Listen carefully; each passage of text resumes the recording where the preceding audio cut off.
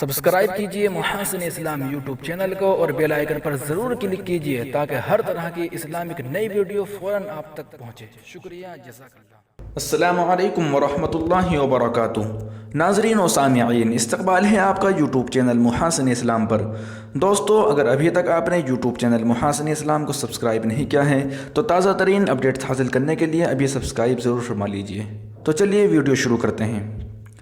مولانا club صادق کے نماز جنازہ میں شامل ہونے والوں کے لیے تجدید نکاح کا فتویٰ۔ سازش کے تحت سوشل میڈیا پر چلائی گئی فرضی خبر۔ مفتی ابوالقاسم نعمانی صاحب۔ دیوبند 30 نومبر۔ رضوان سلمانی کی رپورٹ۔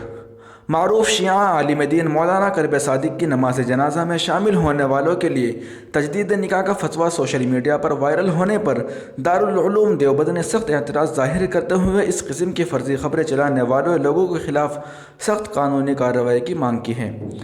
اس سلسلے میں آج دارالعلوم دیوبند کے محتمم مفتی ابوالقاسم نعمانی نے اپنے بیان میں کہا کہ سازش کے تحت اس قسم کی خبریں چلا کر دارالعلوم دیوبند کو بدنام کرنے کی کوشش کی گئی ہے، جبکہ دارالعلوم دیوبند سے اس طرح کا کوئی بھی فتویٰ جاری نہیں کیا گیا ہے۔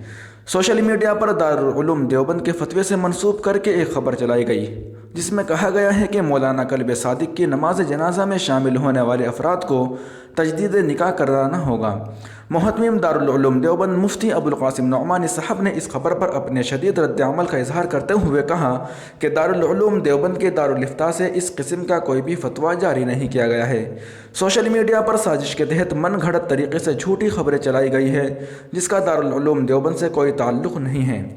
دارالعلوم دیوبند کے محتمم مفتی ابوالقاسم نعمانی نے ادارے کے نام سے منسوب کر کے جھوٹی خبر چلانے والوں کے خلاف سخت کارروائی کی مانگ کی ہے۔ تو دوستو، یہ تھی آج کی رپورٹ۔ مزید تازہ ترین اپڈیٹس حاصل کرنے کے لیے ابھی اپنے یوٹیوب چینل محاسن اسلام کو سبسکرائب ضرور فرمائیے۔ چلیے، شکریہ، جزاک اللہ۔